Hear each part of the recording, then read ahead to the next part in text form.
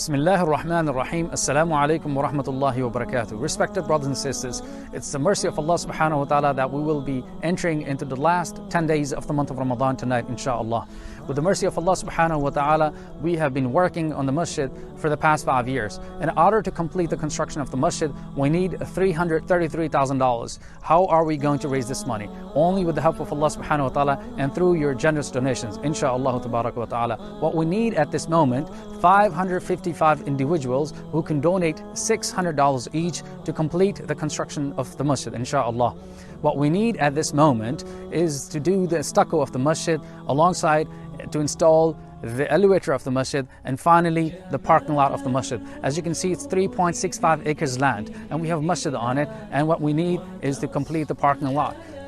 We have 84 parking spaces, and inshallah we will be able to do it all together with the mercy of Allah subhanahu wa ta'ala. We ask Allah subhanahu wa ta'ala to bless you all and shower His mercy and blessings upon all of us. Ameen ya Rabbil Alameen, and give us the ability and the strength that we obey Him and obey His Messenger sallallahu ta'ala alayhi wa sallam. Wassalamu alaikum wa rahmatullahi wa barakatuh.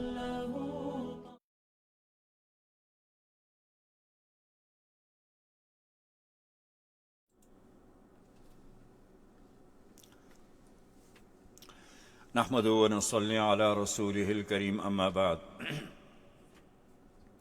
أعوذ بالله من الشيطان الرجيم بسم الله الرحمن الرحيم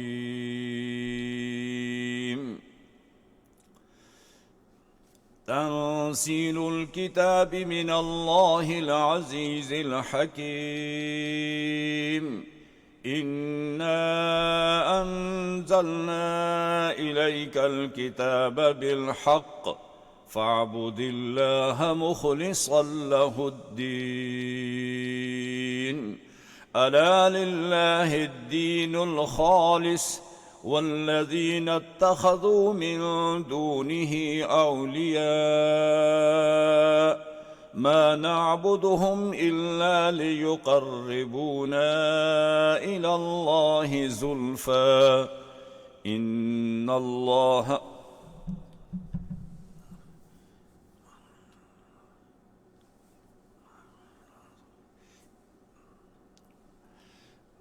فاعبد الله مخلصا له الدين ألا لله الدين الخالص والذين اتخذوا من دونه أولياء ما نعبدهم إلا ليقربونا إلى الله زلفى إن الله يحكم بينهم يوم إن الله يحكم بينهم فيما هم فيه يختلفون إن الله لا يهدي من هو كاذب كفار صدق اللہ العظیم. سامعین و ناظرین حضرات، آج کی اس نشست میں ہمارے پاس سورۃ الزمر ہے اور سورہ مومن اور سورہ حامیم سجدہ 24ویں سپارے میں یہ تینوں صورتیں ہیں. سورہ زمر کا کچھ حصہ 23ویں پارے میں ہے اور باقی 24ویں پارے میں ہے. سورہ زمر مکی ہے اور اس کی 75 آیات ہیں اور اس کے 8 رکوع ہیں. سورہ زمر کا نام زمر اس لیے رکھا گیا ہے کہ اس کے آخر میں اللہ تبارک و تعالی نے 2 جماعتوں کا ذکر کیا ہے، اور زمر کے معنی گروہ یا جماعت کے آتے ہیں، تو لہٰذا 2 گروہوں کا یا 2 جماعتوں کا ذکر کیا گیا ہے، ایک مومنوں کی اور ایک کفار کی. اسی مناسبت سے اس کا نام بھی زمر رکھ دیا گیا ہے. وسیق الذین کفروا اور دوسرا وسیق الذین اتقوا ربهم الی الجنۃ زمرا. تو یہ گروہ گروہ کی صورت میں لوگ جنت میں بھی داخل ہوں گے اور گروہ گروہ کی صورت میں لوگ جو ہیں وہ جہنم میں بھی جائیں گے. تو اسی مناسبت سے اس کا نام زمر رکھا گیا ہے. تمہید ما ترغیب یہ بہت بڑے غالب اور حکیم کا حکم نامہ ہے، اسے جان لو. یعنی یہ جو کتاب ہے تنزیل الکتاب من اللہ العزیز الحکیم، یہ ایسے غالب اور حکیم کا حکم نامہ ہے، اسے مانو، یعنی اسے تمہیں ضرور مان لینا چاہیے۔ اس صورت میں مضمون کے اعتبار سے 6 سلسلہ ہائے مضامین میں تقسیم کیا جا سکتا ہے، اور اس سلسلے میں مضمون دعویٰ یہاں ذکر کیا گیا کہ سورت کے اندر جو دعوے کیے گئے ہیں اس میں 6-7 دلائل عقلیہ دیے گئے ہیں اور 6 دلائل وحی ہیں۔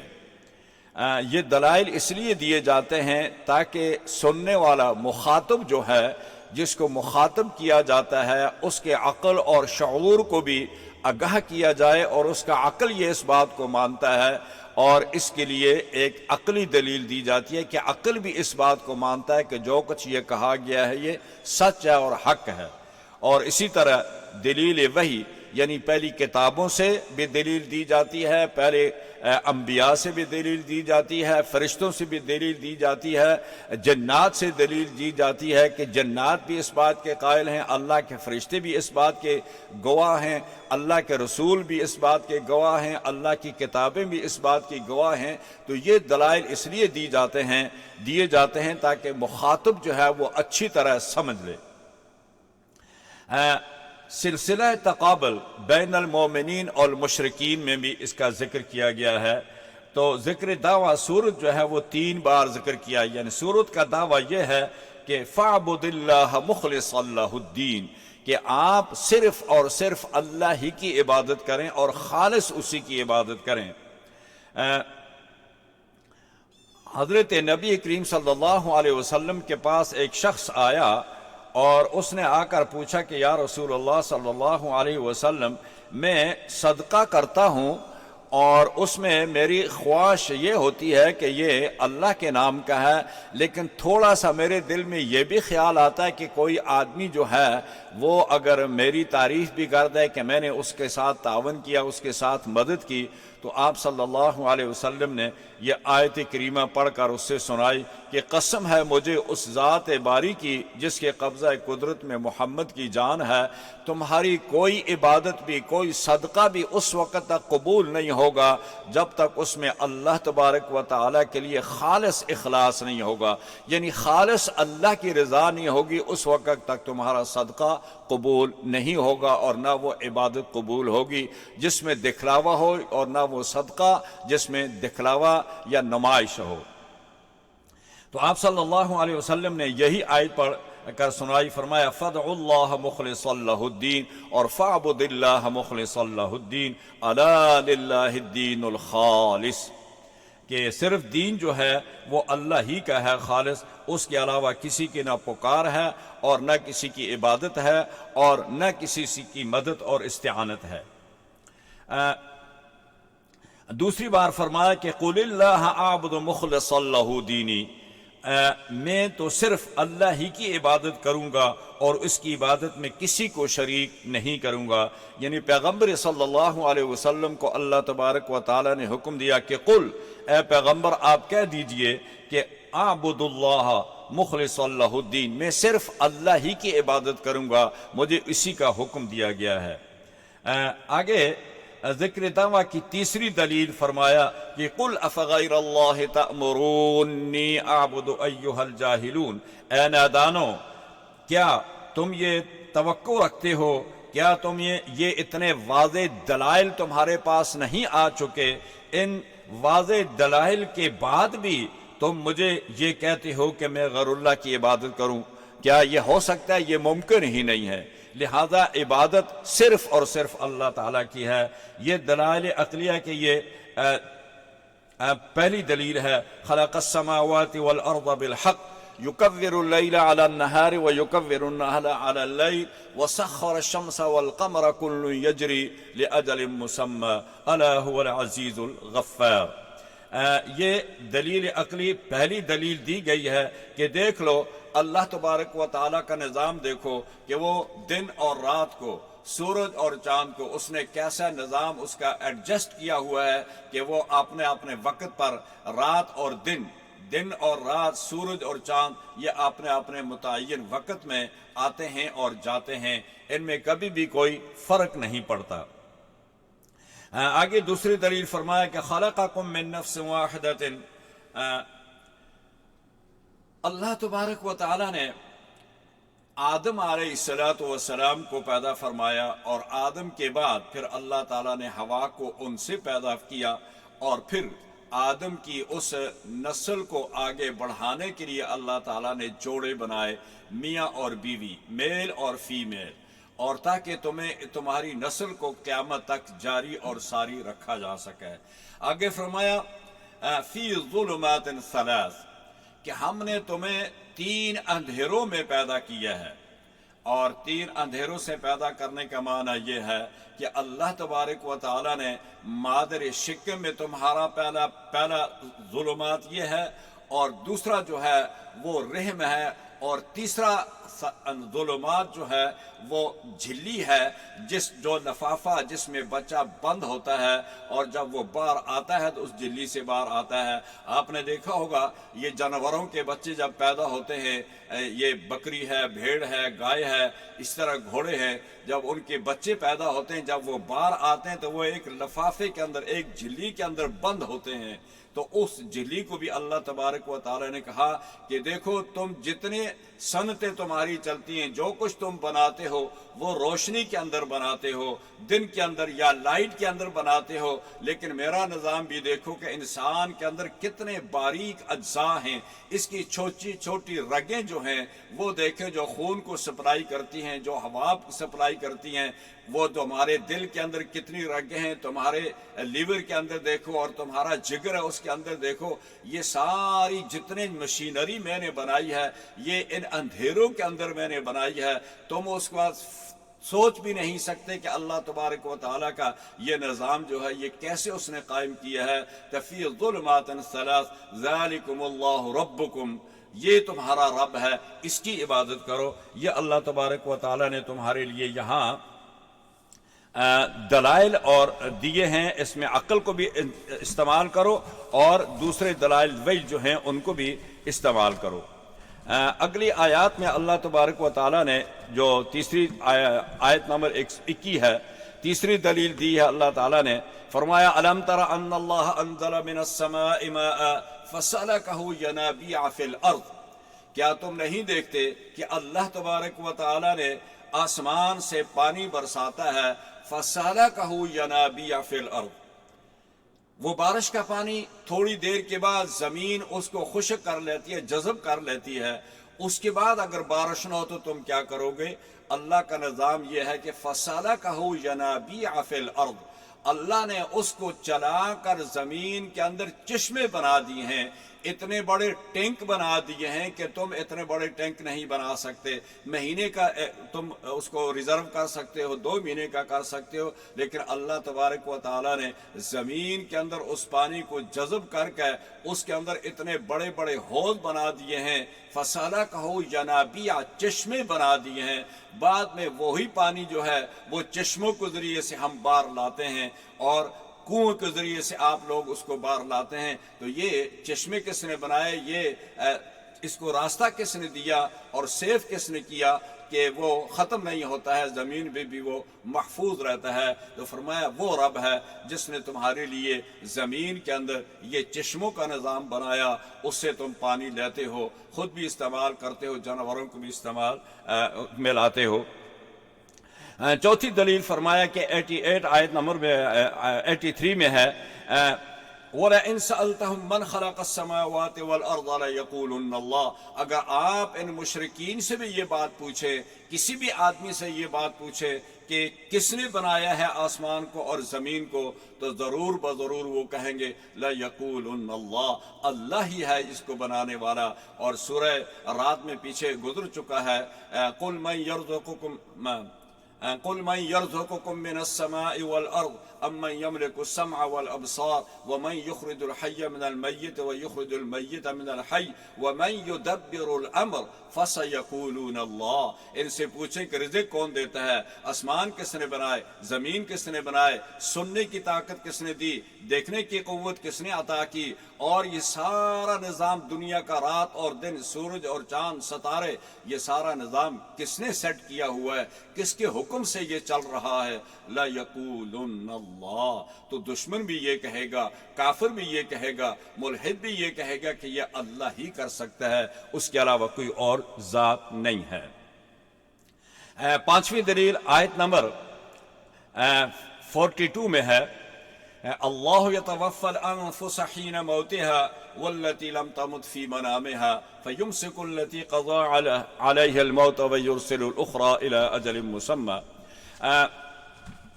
फरमाया कि तवफ़्फ़ल अनफुस, इसमें दो चीज़ें हैं, एक ज़ाहिरन और बातिनन। आदमी फौत हो जाता है, उसकी रूह उसे कब्ज़ कर दी जाती है, इसको कहते हैं ज़ाहिरन और बातिनन। यानी ज़ाहिरन भी वो आदमी फौत हुआ नज़र आता है और बातिनन भी उसकी रूह जो होती है उसके निकल जाती है, इसको मौत कहते हैं। और दूसरा है ज़ाहिरन, उसकी रूह तो मुनक़ती आपको नज़र आती है, यानी वो जैसे सोया हुआ है। अल्लाह यतवफ़्फ़ल अनफुस हीन मौतिहा, यानी जब इंसान नींद में होता है उस वक़्त उसकी, बाज़ ने कहा है कि उसकी रूह तो उसमें होती है लेकिन वो इस दुनिया से गाफिल होकर आलम मसाल में चली जाती है ताकि उसको सुकून मिले। और हज़रत अली रज़ी अल्लाह तआला अन्हु का ये कौल भी है, उन्होंने कहा कि इंसान की रूह तो इससे निकलती है लेकिन उसकी शुआएं जो होती हैं उसके जिस्म में बाकी रहती हैं, उन शुआओं का रूह से वो ताल्लुक़ होता है। जो रूह की शुआएं होती हैं वो इसके नफस में रहती हैं जिससे ये सांस लेता है। तो फरमाया कि ये देखो, ज़ाहिरन तो तुम लगता है कि तुम्हारे अंदर कोई हरारत नहीं है, ऐसे लगता है कि बिल्कुल ख़त्म हो गए हो, लेकिन वो तुम्हारी रूह उससे मुनक़ते नहीं होती है। रूह तुम्हारे जिस्म में रहती है लेकिन इस दुनिया से वो गाफिल हो जाती है और आलम मसाल में चली जाती है, जिसकी वजह से उसे वो ख्वाब आते हैं और इसकी वो थकन जो होती है वो ख़त्म हो जाती है। तो इसको कहते हैं कि बातिनन में तुम्हारा रूह तो रहता है लेकिन ज़ाहिरन लगता है कि तुम्हारे अंदर रूह नहीं है, लेकिन वो बातिनन रहता है। और इसी तरह जैसे कि मैंने अर्ज़ की कि हज़रत अली का भी ये कौल है, वो कहते हैं कि इंसान के अंदर वो रूह की शुआएं रहती हैं जिनका शुआओं से ताल्लुक़ रहता है और जिसकी वजह से वो सांस लेता है। तो ताल्लुक़ बदन इंसानी से क़ता कर देने के ये माने हैं कि कब्ज़ रूह के माने तो फौत हो जाना, और एक ये है कि कभी ज़ाहिरन व बातिनन बिल्कुल मुनक़ते कर दिया जाता है, इसका नाम मौत है, और कभी सिर्फ ज़ाहिरन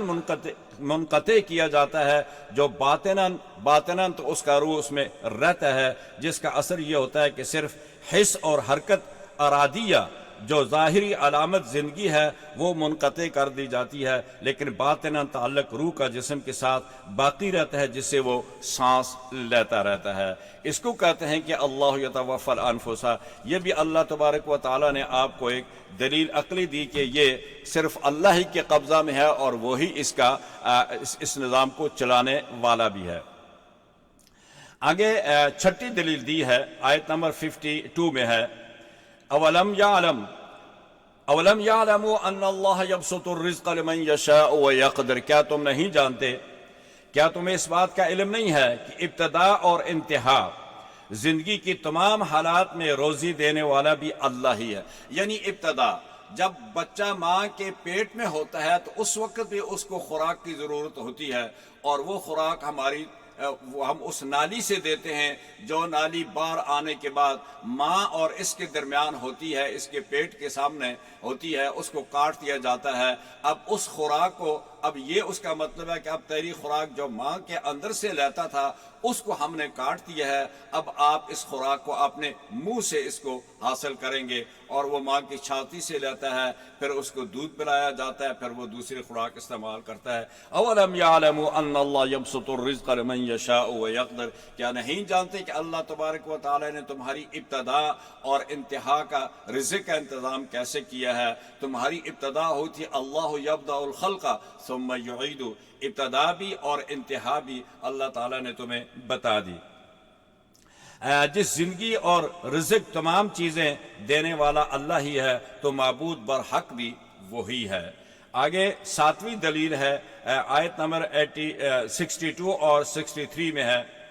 اللہ خالق کل شیء وہو علی کل شیء وکیل لہ مقالید السماوات والارض۔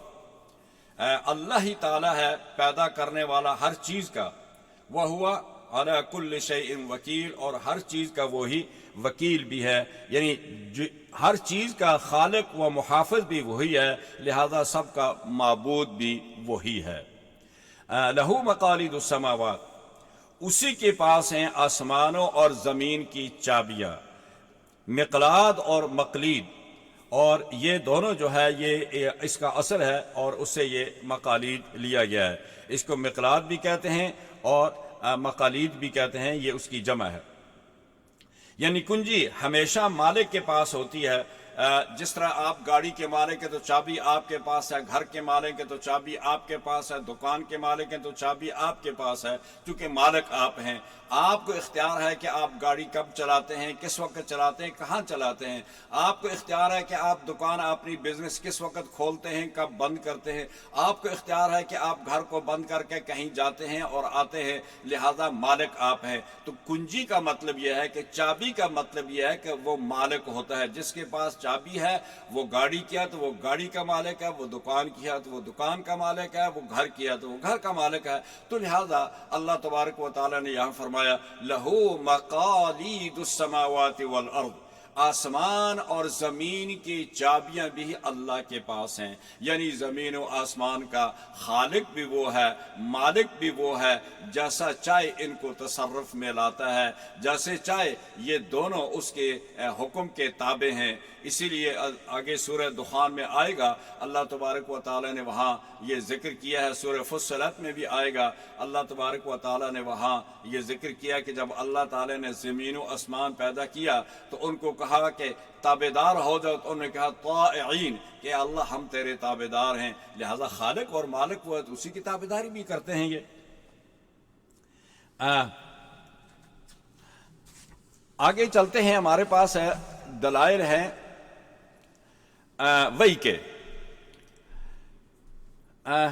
قرآن کریم نے کہ یہاں دلائل دیے ہیں کہ پہلی دلیل وہی ہے کہ انا انزلنا الیک الکتاب بالحق، کہ ہم نے یہ کتاب نازل کی ہے حق کے ساتھ، فاعبد اللہ مخلص اللہ الدین، کہ آپ اللہ ہی کی عبادت کریں، اور اس کتاب کو ہم نے حق کے ساتھ، سچ کے ساتھ نازل کیا ہے، اور جس کا ہم نے آپ پر ایک عظیم الشان کتاب نازل فرمائی ہے، جس کا سب اہم اور اولین پیغام یہ ہے کہ صرف اللہ ہی کی عبادت کرو، یہ حکم اللہ ہی کی طرف سے آیا ہے، یعنی یہ اللہ کا حکم ہے، یہ وحی ہے اللہ کی طرف سے، لہذا تمہیں بھی چاہیے کہ اللہ تبارک و تعالیٰ کے اس حکم کے سامنے سر خم تسلیم کریں۔ دوسری دلیل وہی دی ہے، قل انی امرت ان اعبد اللہ مخلص اللہ الدین الا للہ الدین الخالص، کہ مجھے حکم دیا گیا ہے، اے پیغمبر آپ یہ کہہ دیں لوگوں کو، علل اعلان یہ کہہ دیں، برسر ممبر کہہ دیں، برسر میدان، برسر پیکار یہ کہہ دیں کہ یہ اللہ تبارک و تعالیٰ کی طرف سے مجھے یہ حکم دیا گیا ہے کہ میں خالص خدا واحد کی عبادت کروں، اور یہ میری طرف سے نہیں بلکہ یہ اللہ کا حکم ہے، لہذا یہ بھی دلیل وحی ہے، اللہ کا حکم ہے۔ اور تیسری دلیل وحی آیت نمبر 23 میں، اللہ نزل احسن الحدیث کتابا متشابہا مثانی تقشعر منہ جلود الذین یخشون ربهم ثم تلین جلودهم وقلوبهم الى ذکر اللہ۔ اللہ تبارک و تعالیٰ نے یہ عمدہ اور پرتاثیر کتاب اللہ نے نازل فرمائی ہے، ایمان والے اس کی آیتیں سن کر کانپ اٹھتے ہیں، یہ کتاب میرے اپنے پاس سے نہیں بلکہ یہ بھی اللہ کی نازل شدہ ہے۔ قرآن کریم نے یہاں اس آیت کریمہ میں 4 صفات قرآن کی یہاں ذکر کی گئی ہیں۔ فرمایا قرآن کی 4 صفات، پہلی صفت یہ ہے کہ نزل احسن الحدیث، یعنی انسان جب بھی کوئی انسان، انبیاء، اولیاء، عام لوگ جو بھی کلام کرتے ہیں، اس کلام میں سے سب سے اعلیٰ کلام جو ہے وہ اللہ تبارک و تعالیٰ کا کلام ہے۔ یہ سب سے اعلیٰ کلام جو ہے وہ اللہ تبارک و تعالیٰ کا یہ قرآن ہے، تو لہذا یہ احسن الحدیث ہے۔ کوئی بھی انسان جو بات کرتا ہے اس میں سب سے اعلیٰ اور اونچا کلام جو ہے وہ اللہ تعالیٰ کا کلام ہے، تو لہذا یہ احسن الحدیث ہے، اس لیے اس کو احسن الحدیث کہا گیا ہے۔ آگے فرمایا کتابا متشابہا، یعنی اس کے مضمون جو ہیں، اس کے اندر جو مضمون ذکر کیے گئے ہیں وہ ایک دوسرے سے مشابہ ہیں، اور مثانیہ ان کو بار بار، تیسری صفت یہ بتائی کہ مثانیہ وہ بار بار ان کو تکرار کے لیے ذکر کیا جاتا ہے تاکہ انسان کے ذہن کے اندر یہ باتیں ذہن نشین ہو جائیں، وہ بیٹھ جائیں، اس کو یاد ہو جائیں، اس لیے ہم اس کو بار بار بیان کرتے ہیں۔ جیسے سورہ فاتحہ کے متعلق کہا گیا ہے کہ سبع المثانی، کہ اس کی 7 آیات ہیں، اور یہ مثانی کے معنی ہے بار بار تکرار کرنا، تو یہ بار بار ہر نماز میں، ہر رکعت میں سورہ فاتحہ پڑھی جاتی ہے، اس کے لیے اس کو مثانی کہتے ہیں۔ اور یہاں قرآن کریم کی یہ صفت بھی یہ آئی کہ متشابہم مثانی، یہ متشابہ ہیں، اس کے مضامین ایک دوسرے سے ملتے جلتے ہیں، ایک آیت یہاں ذکر کی ہے وہی آیت دوسرے سپارے میں بھی ہوگی، ایک مضمون یہاں ذکر کیا وہی مضمون اگلی صورت میں بھی آئے گا، اگلے سپارے میں بھی آئے گا، لہذا اس کے مضامین آپس میں ایک دوسرے سے ملتے جلتے ہیں، متشابہ ہیں۔ اور مثانی کہ اس کے آیات اور یہ جو مضمون ہیں ان کو بار بار پڑھا جاتا ہے، اس لیے اس کو مثانی کہتے ہیں۔ آگے اس کی چوتھی صفت بتائی، تیسری، تقشعر منہ جلود الذین یخشون ربہم، کہ یہ ایسی کلام ہے کہ جب یہ پڑھی جاتی ہے تو تقشعر منہ جلود الذین یخشون ربہم، جن لوگوں کے اندر ذرا بھر بھی اللہ تعالیٰ کی ان کے دل میں خشیت ہے، اللہ سے ڈرنے والے ہیں، اللہ سے خوف کھانے والے ہیں، تو اس کے پڑھتے وقت، اس کی تلاوت کرتے وقت ان کے جسم کے بال جو ہوتے ہیں، رونگٹے جو ہوتے ہیں، وہ بھی کھڑے ہو جاتے ہیں خدا کے خوف سے۔ اور دوسری جگہ میں فرمایا وَإِذَا تُلِيَتْ عَلَيْهِمْ آيَاتُهُ زَادَتْهُمْ إِيمَانًا وَعَلَىٰ رَبِّهِمْ يَتَوَكَّلُونَ، کہ جب یہ پڑھی جاتی ہے تو ایمان والوں کا ایمان اور زیادہ ہو جاتا ہے، وہ اپنے ایمان کے اندر اور بڑھ جاتے ہیں، یعنی کہ ان کے اندر اور جذبہ بڑھ جاتا ہے، انکریز ہو جاتا ہے، ان کے اندر ایک پاور آ جاتی ہے نور کی، نور ایمان کی، کہ جو ان کے حوصلوں کو اور بڑھا دیتی ہے۔ اور تقشعر، یہ تیسری صفت اللہ تعالیٰ نے قرآن کی بتائی کہ جب وعید کی آیات آتی ہیں تو ان پر سکتہ طاری ہو جاتا ہے، وہ خوف سے ان کے رونگٹے کھڑے ہو جاتے ہیں، اور جنت کی جب خوشخبری سنائی دی جاتی ہے تو ان کا ایمان اور زیادہ ہو جاتا ہے۔ اور اگلی آیت میں فرمایا ثم تلین جلودہم وقلوبہم الی ذکر اللہ، یعنی جب آیات رحمت پڑھی جاتی ہیں تو ان کے دل جو ہوتے ہیں وہ نرم ہو جاتے ہیں، ان کے قلب جو ہوتے ہیں وہ نرم ہو جاتے ہیں۔ تو فرمایا کہ یہ 4 صفات قرآن کریم کی اس آیت میں بیان کی گئی ہیں کہ احسن الحدیث ایک، اور فرمایا متشابہم مثانی، اور تیسری صفت تقشعر منہ جلود الذین یخشون ربہم، اور چوتھی فرمایا کہ ثم تلینہم وجلودہم، پھر ان کے دل جو ہوتے ہیں، ان کی جلد جو ہوتی ہے وہ نرم ہو جاتی ہے جب اللہ کی رحمت اور مغفرت کی آیات وہ سنتے ہیں۔ اگلی آیات میں اللہ تبارک و تعالیٰ نے جو چوتھی دلیل وہی دی ہے، فرمایا انا انزلنا الیک الکتاب للناس بالحق فمن اعتدی فلنفسی، بے شک ہم نے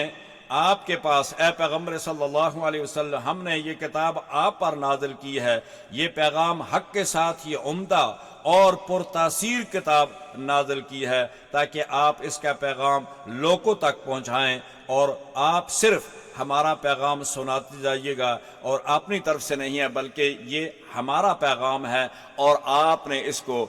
لوگوں کو کنوے کرنا ہے، اس پیغام سے ان تک اس پیغام کو پہنچانا ہے۔ پانچویں دلیل دی آیت نمبر 55 میں ہے وَاتَّبِعُوا أَحْسَنَ مَا أُنزِلَ إِلَيْكُم مِّن رَّبِّكُم کہ آپ اس چیز کی تابعداری کریں، آپ اعلان کر دیں کہ میں اپنی طرف سے نہیں کچھ کہتا بلکہ جو کچھ کہتا ہوں اللہ کی وحی سے کہتا ہوں، میں اللہ کی وحی کا تابعدار ہوں، میں اس کا پابند ہوں۔ احسن ما انزل الیکم من ربکم، یہ بہترین کتاب اللہ نے نازل کی ہے تمہارے لیے، لہذا میں جو کچھ کہتا ہوں میں اللہ کے حکم سے کہتا ہوں، اس کی وحی کی اتباع کرتا ہوں، میں اپنے طرف سے کچھ نہیں کہتا۔ اس احسن اور اعلیٰ کتاب کی دل و جان سے پیروی کرو اور اس پر عمل کرو۔ اور چھٹی دلیل وَلَقَدْ أُوحِيَ إِلَيْكَ وَإِلَى الَّذِينَ مِن قَبْلِكَ لَئِنْ أَشْرَكْتَ لَيَحْبَطَنَّ عَمَلُكَ وَلَتَكُونَنَّ مِنَ الْخَاسِرِينَ۔ اے پیغمبر صلی اللہ علیہ وسلم دیکھ لیجئے گا کہ ہم نے یہ قرآن آپ کی طرف وحی کیا ہے، اور آپ سے پہلے بھی وَإِلَى الَّذِينَ مِن قَبْلِكَ آپ سے پہلے بھی ہم نے آپ تمام انبیاء کو یہی وحی کی تھی، لَإِنْ أَشْرَكْتَ لَيَحْبَطَنَّ عَمَلُكَ اگر کسی نے شرک کیا تو ہم اس کے اعمال کو ضائع کر دیں گے، وہ مٹا دیے جائیں گے، اس کا کوئی صلہ نہیں ملے گا۔ لہذا یہ چھٹے دلیل اللہ کی جانب سے وحی بھیجی گئی ہے کہ شرک سے تمام اعمال ضائع ہو جاتے ہیں۔ جس طرح توحید کی دعوت اس حکم سے دیتا ہوں، اسی طرح شرک کی تردید بھی اسی کے حکم سے کرتا ہوں، یعنی شرک کا رد جو ہے وہ بھی اسی آیت سے کرتا ہوں، اور توحید کی دعوت جو دیتا ہوں وہ بھی اللہ تعالیٰ کی اسی حکم سے اور اسی وحی کے ذریعے میں بلاتا ہوں اللہ کی طرف سے۔ اگلی آیت ہے آیت نمبر 22 میں اللہ تبارک و تعالیٰ نے فرمایا افمن شرح اللہ صدرہ للاسلام فہو علی نور من ربی۔ حضرت عبداللہ بن مسعود رضی اللہ تعالیٰ عنہ سے روایت ہے کہ جب رسول اللہ صلی اللہ علیہ وسلم نے یہ آیت کریمہ تلاوت فرمائی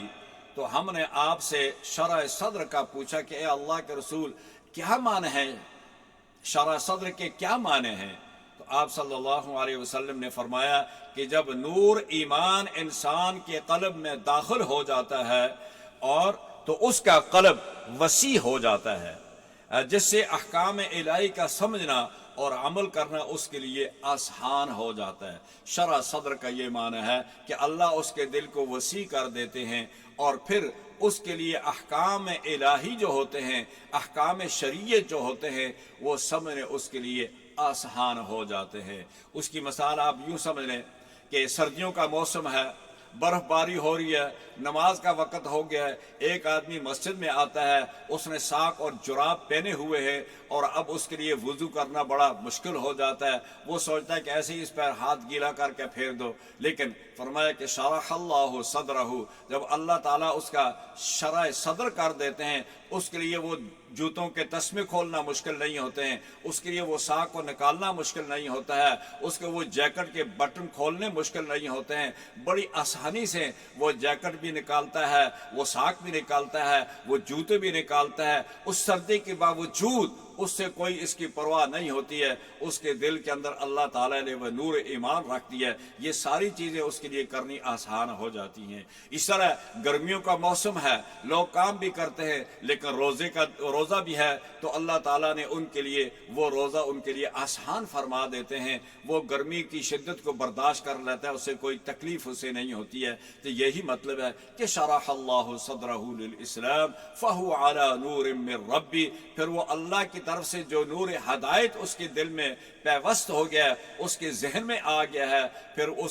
اس پر عمل کرنے کے لیے کوئی مشکل پیش نہیں آتی ہے، وہ اس کے لیے آسان ہو جاتا ہے۔ ایک وہ آدمی جس کا دل اسلام کے لیے کھول دیا گیا ہو، وہ اپنے رب کی طرف سے آئے ہوئے نور پر ہے، یعنی اس کی روشنی میں سب کام کرتا ہے۔ دوسرا وہ آدمی ہے، اور اگلی آیت میں فرمایا کہ دوسرا وہ آدمی جس کا دل تنگ اور سخت کر دیا گیا ہو۔ اگلی آیت میں آتا ہے کہ ان کے دل جو ہوتے ہیں وہ بہت زیادہ سخت ہو جاتے ہیں۔ ثم تلینہم وجلودہم قلوبہم الی ذکر اللہ ذالک ھدی اللہ یہدی بہ من یشاء ومن یضلل اللہ فما لہ من ہاد۔ دوسرا وہ ہے فویل للقاسیۃ قلوبہم، دوسرا وہ آدمی جس کا دل تنگ اور سخت ہو، فویل للقاسیۃ قلوبہم، قاسیہ قساوت سے ہے، جس کے معنی سخت دل، جس کو کسی پر رحم نہ آئے، جو اللہ کے ذکر سے کوئی اثر قبول نہ کرے، نہ اس پر اللہ کا ذکر اثر کرتا ہے، نہ اس کو کسی غریب، یتیم، مسکین، بیمار، لاچار پر اس کو رحم آتا ہے، وہ ظالم بھی ہوتا ہے، اس کا دل بھی سخت ہوتا ہے، اور وہ اللہ تعالیٰ نے اس کے دل کو سخت کر دیا ہے۔ حالانکہ قرآن کریم میں پچھلی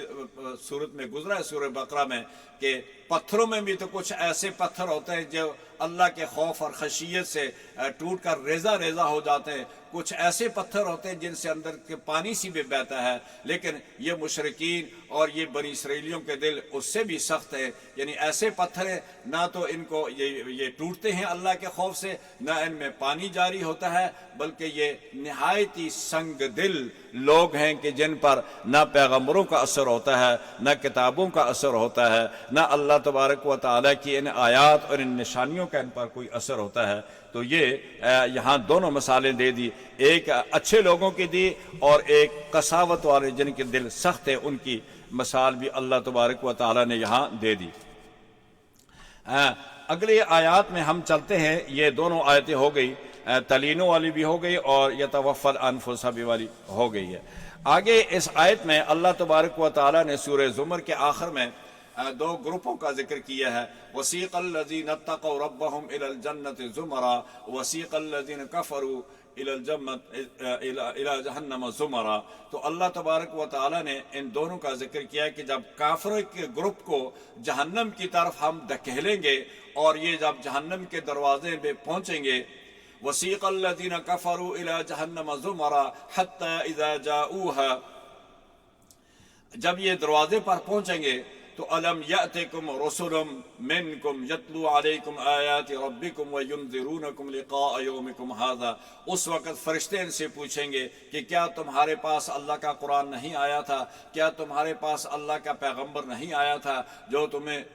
بتا رہا تھا؟ قالوا بلا، آیا تو تھا، ولیکن حقت کلمۃ العذاب، لیکن اللہ تعالیٰ کا یہ جو عذاب کا وعدہ تھا یہ ہم پر صادق آ گیا۔ یعنی اس وقت آپ نے جرم کا اقرار کریں گے کہ پیغمبر بھی آیا، قرآن بھی آیا، کتابیں بھی آئی، موسیٰ بھی آئے، عیسیٰ بھی آئے، انہوں نے پیغام بھی دیا، محمد رسول اللہ آئے، انہوں نے بھی پیغام دیا، لیکن کیا کریں، ہم نے ان کی بات کو مانا نہیں ہے، ہم مجرم ہیں، اور اس جرم کی سزا یہ ہے کہ آج ہم جہنم میں جا رہے ہیں۔ اور ادھر آئے گا وسیق الذین اتقوا ربهم الى الجنة زمرا حتى اذا جاؤوها وفتحت ابوابها وقال لهم خزنتها سلام علیکم طبتم فادخلوها خالدین۔ جب یہ دروازے پہ جائیں گے، دروازے کھولے جائیں گے، پروٹوکول کے ساتھ ان کو فرشتے سلام کریں گے اور کہیں گے، سورہ حجر میں آتا ہے، ان المتقین فی جنات وعیون ادخلوها بسلام آمنین، کہ سلامتی کے ساتھ، امن کے ساتھ جنت میں داخل ہو جاؤ۔ اور یہاں بھی فرمایا وقال لهم خزنتها سلام علیکم طبتم، اے پاک روحو داخل ہو جاؤ جنت میں، سلام علیکم طبتم فادخلوها خالدین، یہ تمہارا گھر ہے، ہمیشہ کے رہنے کے لیے ہے اور اس میں تم رہو۔ تو یہ ہے وہ ایمان والوں کا آخر میں اللہ تبارک و تعالیٰ نے ان کے لیے یہ فرما دیا۔ اور آگے فرمایا وَتَرَى الْمَلَائِكَةَ حَافِينَ مِنْ حَوْلِ الْعَرْشِ يُسَبِّحُونَ بِحَمْدِ رَبِّهِمْ وَقُضِيَ بَيْنَهُمْ بِالْحَقِّ وَقِيلَ الْحَمْدُ لِلَّهِ رَبِّ الْعَالَمِينَ۔ وہاں حاملان عرش جو ہوں گے، عرش کو گھیرے ہوئے ہوں گے، اس کے ارد گرد کھڑے ہوں گے اور وہ اللہ تبارک و تعالیٰ کے حکم کا انتظار کرتے ہوں گے۔ اور فرمایا تمام تعریفیں اس اللہ کے لیے ہے جس نے یہ تمام نظام اور تمام مخلوق کو پیدا کیا اور اس کا نظام ہائی جو ہے وہ ایک احسن طریقے سے چلایا۔ آگے سورہ مومن ہے، یہ مکی ہے، اس کی 85 آیات ہے اور اس کے 9 رکوع ہیں۔ سورہ مومن سے لے کر سورہ احقاف تک یہ 7 صورتیں ہیں جو حامیم سے شروع ہوتی ہیں، اور ان کو حامیم بھی کہتے ہیں اور حوامیم بھی کہتے ہیں۔ یہ 7 صورتیں ہیں یہاں سے لے کر وہاں تک۔ ابن مسعود رضی اللہ تعالیٰ عنہ فرماتے ہیں کہ یہ دیباج القرآن ہے. دیباج کے معنی ہیں ریشم کے، یعنی یہ قرآن کی زینت ہے. جیسے ریشم جو ہے وہ زینت کے لیے استعمال کیا جاتا ہے، تو مراد اس سے بھی زینت ہے. یعنی یہ صورتیں جو ہیں ساتھ یہ قرآن کی زینت ہیں. اور مصر بن قدامہ کہتے ہیں کہ ان کو عرائش قرآن بھی کہا جاتا ہے. عرائش کے معنی ہوتے ہیں دلہن کے. یعنی ابن عباس فرماتے ہیں کہ ہر چیز کا ایک خلاصہ ہوتا ہے، اور قرآن کا خلاصہ اور مغز جو ہے وہ یہ 7 حوامیم ہیں. قرآن کا خلاصہ ہیں یہ، اور یہ یہاں سے شروع ہو کر یہ سورہ احقاف تک جاتی ہیں. یہ سورہ مومن ہے، اس کے بعد حامیم سجدہ ہے، حامیم شورى ہے، حامیم زخرف ہے، حامیم دخان ہے، اور حامیم جاسیہ ہے، اور حامیم احقاف ہے. یہ 7 صورتیں ہیں. ابو ہریرہ رضی اللہ تعالیٰ عنہ فرمایا کہ جو شخص دن کے شروع میں آیت کریمہ، حضرت ابو ہریرہ فرماتے ہیں کہ نبی کریم صلی اللہ علیہ وسلم نے ارشاد فرمایا کہ جو شخص دن کے شروع میں آیت الکرسی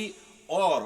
یہ 3 آیتیں جو ہیں سورہ مومن کی پڑھ لے تو وہ شخص جو ہے وہ اللہ تبارک و تعالیٰ کے امن میں رہے گا. سارا دن وہ برائیوں سے اور تکلیفوں سے محفوظ رہے گا، یعنی وہ سارا دن اس کا امن اور سکون سے گزرے گا. ایک واقعہ اس میں ذکر کیا گیا ہے. ثابت بنائی کہتے ہیں، فرماتے ہیں کہ میں حضرت مسلم بن زبیر کے ساتھ کوفہ کے علاقے میں تھا. ایک باغ میں نے دیکھا تو میرا جی چاہا کہ میں اس باغ کے اندر جا کر 2 رکعت نماز پڑھ لوں. میں اس باغ میں چلا گیا اور 2 رکعت نماز پڑھ لوں. میں اندر جب گیا تو میرا خیال یہ تھا کہ میں یہ سورت کی پہلی 3 آیتیں پڑھوں گا اور ان پر میں نماز پڑھ لوں گا. تو میں نے یہ 3 آیتیں پڑھی. حامیم تنزیل الکتاب من اللہ العزیز العلیم غافر الذنب وقابل التوب شدید العقاب ذی الطول لا الہ الا هو الیہ المصیر. یہاں تک یہ 3 آیتیں ہوتی ہیں. جب میں نے پڑھی اچانک دیکھا کہ ایک شخص میرے پیچھے سفید خچر پر سوار کھڑا ہے اور جس کے بدن پر یمنی کپڑے ہیں. اور جب میں سورت پڑھ رہا تھا تو اس نے مجھے کہا کہ جب تم یہ سورت پڑھو غافر الذنب تو آگے یہ کہا کرو کہ اے رب اغفر ذنبی، اور قابل التوب جب یہ پڑھو تو کہو یا قابل التوب اقبل توبتی، اے اللہ میری توبہ قبول فرما. اور جب تم یہ پڑھو شدید العقاب تو کہو کہ یا شدید العقاب لا تعاقبنی، کہ اے سخت پکڑنے والے مجھے معاف کرنا اور مجھے پکڑ سے بچانا. اور جب تم کہو کہ ذی الطول یا ذی الطول طل علی بخیر، اے انعام اکرام والے مجھ پر اکرام اور انعام فرما. جب یہ نصیحت سننے کے بعد اوپر دیکھا میں نے تو وہ شخص غائب تھا. جب میں نے پیچھے ہٹ کر دیکھا جو شخص یہ مجھے نصیحت کر رہا تھا تو وہ اس وقت غائب ہو چکا تھا. میں نے لوگوں سے پوچھا کہ جواب ملا کہ یہ کون لوگ ہے، یہ کون آدمی تھا. تو لوگوں نے میں نے ایسا شخص کبھی نہیں دیکھا. تو مجھے کہنے والوں نے کہا کہ یہ الیاس تھے، الیاس علیہ السلام تھے جنہوں نے آپ کو یہ نصیحت کی. یعنی وہ ایک پیغمبر کی حیثیت سے مجھے ایک نصیحت کر گئے کہ جب تم یہ صورتیں پڑھو تو اس کے آگے سے یہ جواب بھی لے لیا کرو کہ یا غافر ذنب، اے گناہوں کے بخشنے والے میرے گناہوں کو بخش، اے توبہ قبول کرنے والے میری توبہ قبول فرما، اے پکڑنے والے مجھے پکڑ سے محفوظ فرما، اے صاحب انعام و اکرام کرنے والے مجھ پر بھی انعام و اکرام فرما. تو یہ صورتوں کی یہ فضیلت ہے اور اس صورت کے لیے یہ حکم آیا ہے کہ جب آپ یہ پڑھیں تو اس وقت یہ الفاظ بھی کہیں گے. اگلی آیت نمبر 15 میں فرمایا کہ رفیع الدرجات ذو العرش یلقی الروح من امرہ، کہ یہ رفیع الدرجات، یہ تعرج الملائکۃ والروح الیہ فی یوم کان مقدار 50,000 سنہ. فرمایا کہ اس مسافت کا بیان ہے جو 7ویں زمین سے عرش تک مسافت ہے، یہ 50,000 سال کی مسافت ہے. یہ عرش رحمان جو ہوگا یہ اس تک کی مسافت کا ذکر کیا ہے کہ رفیع الدرجات، کہ اللہ تبارک و تعالیٰ کے یہ عرش کی جو مسافت ہے یہ زمین سے، ساتوں زمین سے لے کر یہ عرش تک جو ہے یہ 1000 سنہ. فرمایا اس کی مسافت کا بیان جو 7ویں زمین سے عرش تک ہے یہ 50,000 سال کی مسافت ہے. اللہ تعالیٰ کا عرش جو ہے وہ اتنا اونچا ہے. تو عرش رحمان کس کا ہے؟ عرش رحمان کے متعلق فرمایا کہ وہ سرخ یاقوت سے بنا ہوا ہے جس کا قطر 50,000 سال کی مسافت ہے. آگے اس سورت کا نام مومن کیوں رکھا گیا ہے؟ اس کی وجہ یہ ہے کہ وہ شخص جس نے حضرت موسیٰ علیہ السلام کو آ کر یہ خبر دی تھی، جب حضرت موسیٰ سے ایک قبطی کا قتل ہو گیا تو فرعون کے دربار میں یہ مشورہ ہونے لگا کہ اس کا قاتل تلاش کیا جائے اور اس کو سزا دی جائے. اور وہاں جب یہ باتیں شروع ہوئی تو یہ شخص جو تھا یہ ایمان لا چکا تھا لیکن اس نے اپنے ایمان کا اظہار نہیں، تکتم ایمانہ، اس نے اپنا ایمان چھپایا ہوا تھا، لوگوں کا اظہار نہیں کیا. یہ شخص آیا وجاء رجل من اقصى المدینة یسعى قال یا موسیٰ ان الملأ یأتمرون بک لیقتلوک فاخرج انی لک من الناصحین. یہ وہ شخص ہے جس نے آ کر حضرت موسیٰ کو یہ خبر دی کہ آپ کے متعلق آپ کے قصاص کا فیصلہ ہونے جا رہا ہے، اس لیے میں آپ کو یہ نصیحت کرتا ہوں کہ آپ مصر چھوڑ کر یہاں سے نکل جائیں. تو یہ اس شخص کا ذکر ہے اور اسی کے نام سے اس سورت کا نام بھی مومن ہی رکھ دیا گیا. اور بعض نے کہا کہ اس کا نام شمعان تھا، بعض نے اس کا نام خزقیل بتایا ہے. بہرحال نام جو بھی ہو لیکن یہ شخص وہ تھا کہ جس نے حضرت موسیٰ کو اس اطلاع دی اور حضرت موسیٰ اپنی جان بچا کر مدین کی طرف وہاں سے مصر سے نکل پڑے. حضور نبی کریم صلی اللہ علیہ وسلم نے ارشاد فرمایا کہ صدیقین چند ہیں. ایک تو فرمایا حبیب نجار جس کا ذکر سورہ یاسین میں گزر چکا ہے، جو اپنے مرسلین کی مدد کے لیے آیا تھا اور لوگوں نے اس کو شہید کر دیا تھا. فرمایا ایک تو وہ صدیق ہے اور دوسرا صدیق وہ مومن آل فرعون ہے اور تیسرا صدیق میرا صدیق ہے جسے صدیق اکبر کہتے ہیں. تو فرمایا کہ یہ چند صدیقوں میں سے ہیں، یہ بھی صدیق تھے. آگے آیت نمبر 46 میں النار یعرضون علیہا غدوا وعشیا ویوم تقوم الساعة ادخلوا آل فرعون اشد العذاب. روزانہ آل فرعون کی روحیں صبح و شام سیاہ پرندوں کی طرح جہنم پر لائی جاتی ہیں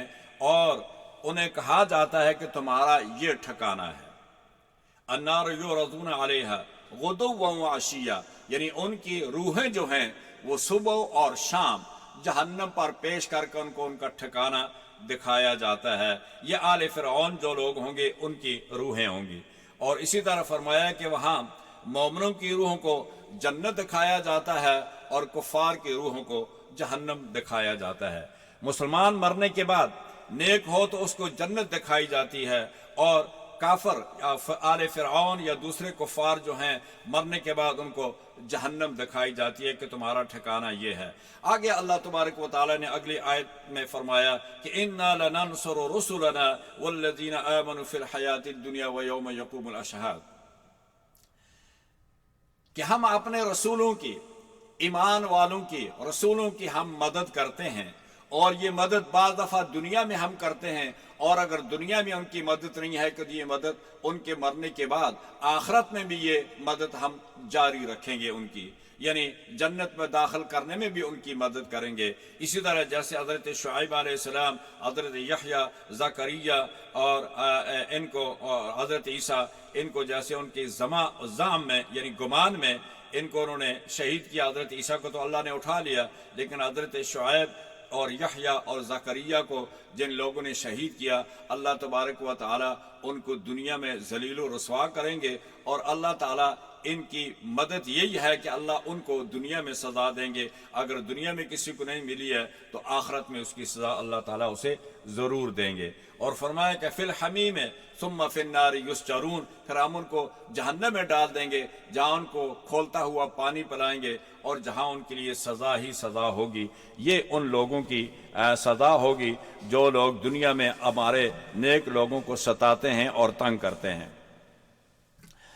اگلی آیات میں اللہ تبارک و تعالی نے قال ربکم ادعونی استجب لکم ان الذین یستکبرون عن عبادتی سیدخلون جہنم داخرین۔ حضرت قتادہ نے کعب احبار سے نقل کیا ہے کہ پہلے زمانے میں یہ خصوصیات صرف انبیاء کی تھی کہ اللہ تبارک و تعالی ان کی طرف سے حکم ہوتا تھا اللہ کی طرف سے کہ تم دعا کرو، ہم تمہاری دعا قبول کریں گے۔ یعنی پہلے انبیاء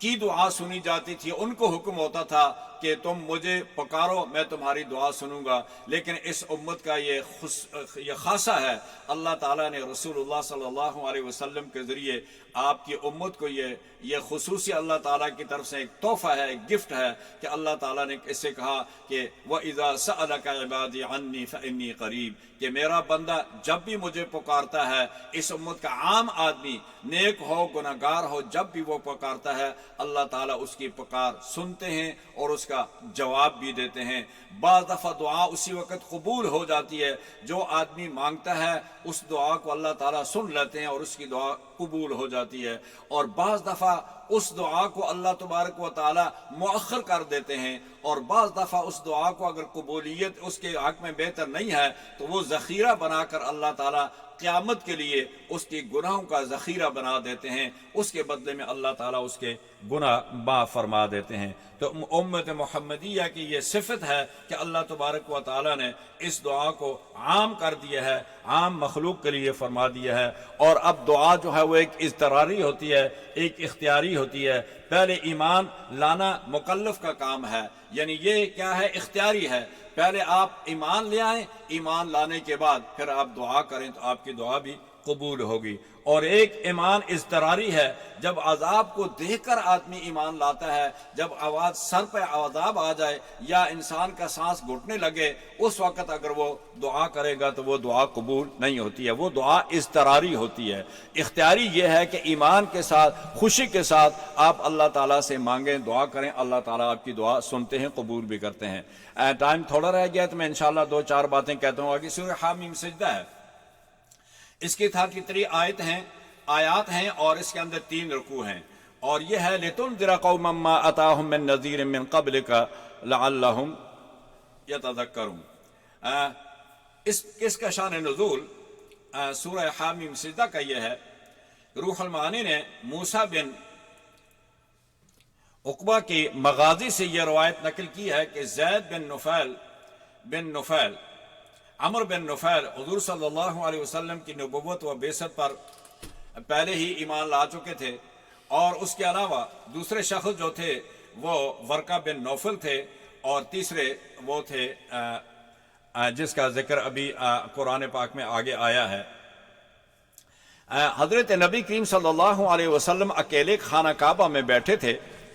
اور ایک کونے میں، اور دوسری طرف جو تھے سرداران قریش تھے، وہ جب آئے تو انہوں نے آ کر آپس میں مشورہ کیا کہ کیوں نہ ہو، یہ تھا عتبہ بن ربی، یہ بھی قریش کے سرداروں میں سے تھا، تو اس نے اپنے دوسرے سرداروں سے کہا کہ دیکھو محمد صلی اللہ علیہ وسلم اکیلے بیٹھے ہیں، اگر آپ کی اجازت ہو تو میں ان سے جا کر کچھ باتیں کرنا چاہتا ہوں۔ ان سب نے کہا کہ آپ جائیں ان سے باتیں کریں۔ تو یہ آئے اور یہ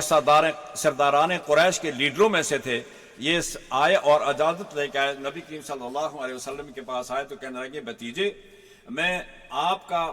قریش کے اندر بہت بڑا مقام ہے، قریش کے اندر آپ کو عزت اور احترام سے دیکھا جاتا ہے، لیکن آپ نے جو پیغام لے کے آئے، جو میسج لے کے آئے، اس نے آپ کی قوم کو تقسیم کر دیا ہے، تو کیوں نہ ہو کہ میں آپ سے کچھ چند باتیں کروں۔ تو نبی کریم صلی اللہ علیہ وسلم نے کہا کہ ہاں، ابو ولید اس کا لقب تھا، کہا کہ ہاں آپ بات کریں، جو بات کہنا چاہتے ہیں میں آپ کی بات سنوں گا۔ تو اس نے کہا کہ پہلی بات تو یہ ہے کہ دیکھیں، اگر آپ کا ارادہ ہو مال جمع کرنے کا، یہ جو آپ تبلیغ کر رہے ہیں، تو ہم اتنا مال جمع کر کے دیں گے کہ قریش کے پاس کسی کے پاس اتنا مال نہیں ہوگا، آپ کے پاس سب سے زیادہ مال آ جائے گا۔ اور اگر آپ بادشاہ بننا چاہتے ہیں تو ہم آپ کو پورے قریش کا بادشاہ بنا دیتے ہیں۔ اور اگر آپ پر کوئی جنات وغیرہ کا اثر ہے، کوئی آپ کے پاس آتا ہے اور آپ سے دفع نہیں ہوتا ہے وہ، تو ہم اس کا بھی انتظام کر لیتے ہیں۔ یہ باتیں جب اس نے کی تو سرکار دو عالم صلی اللہ علیہ وسلم پر جبرائیل امین نازل ہوئے اور انہوں نے کہا کہ آپ پڑھیں، تو آپ نے پڑھا حامیم تنزیل من الرحمن الرحیم کتاب فصلت آیاتہ قرآنا عربیا لقوم یعلمون۔ یہ آیات نازل ہوئی اور آپ پڑھتے گئے، آپ سورہ سجدہ کی آیت پہ پہنچے تو عتبہ نے آپ کے منہ پر ہار رکھ دیا کہ اب آپ آگے مت جائیے گا، اللہ کا عذاب آ جائے گا، سمود اور عاد کے باتیں آپ ہمیں نہ سنائیں، اس سے ہم پریشان ہو جاتے ہیں۔ تو آپ صلی اللہ علیہ وسلم نے یہاں تک یہ آیات پڑھی اور یہ اس کے بارے میں نازل ہوئی۔ پھر آپ گیا وہ سرداروں کے بعد جا کر کہا کہ دیکھو محمد صلی اللہ علیہ وسلم کو چھوڑ دو اپنے حال پہ، اگر سارے عرب پر وہ غالب آ گیا تو آپ کی مراد ویسے پوری ہو جائے گی، اگر وہ غالب نہ بادشاہ غالب آ گیا تو اس کی بادشاہی ہماری بادشاہی ہے، اور اگر وہ مغلوب ہو گیا تو تمہاری جان ویسے ہی چھوٹ جائے گی، عرب اس کے مخالف ہو جائیں گے، تو لہذا اس کو اپنے حال پر چھوڑ دو۔ یہ آیات نازل ہوئی سرکار دو عالم صلی اللہ علیہ وسلم پر۔ یہ ہے سورہ حامیم سجدہ، اس میں اور بھی بہت ساری چیزیں ہیں، لیکن ہم چونکہ ٹائم ختم ہو گیا ہے اس کو یہاں ختم کرتے ہیں، پھر انشاءاللہ کسی دوسرے وقت میں اس کو کھولیں گے انشاءاللہ۔ اللهم صل على سيدنا محمد وعلى آل سيدنا ومولانا محمد وبارك وسلم. ربنا تقبل منا إنك أنت السميع العليم وتب علينا إنك أنت التواب الرحيم. الہ العالمین ہم سب کا روزہ قبول فرما۔ مولا کریم یہ برکت کا مہینہ ہے، اس قرآن کی عزت کی وجہ سے، اس مہینے کے شرف اور برکت کی وجہ سے ہم سب کے گناہوں کو معاف فرما۔ اس روزے میں ہم سے جو غلطیاں ہوئی ہیں یا اللہ انہیں ہمیں معاف فرما۔ یا اللہ جتنے بھی لوگ دنیا سے رحلت فرما چکے سب کی مغفرت فرما، پسماندگان کو صبری جمیل عطا فرما، جو بیمار ہیں شفائے کاملہ عاجلہ عطا فرما۔ اللہم ربنا تقبل منا انک انت السمیع العلیم وتب علینا انک انت التواب الرحیم، وصلی اللہ علی النبی وعلی آلہ واصحابہ اجمعین برحمتک یا ارحم الراحمین۔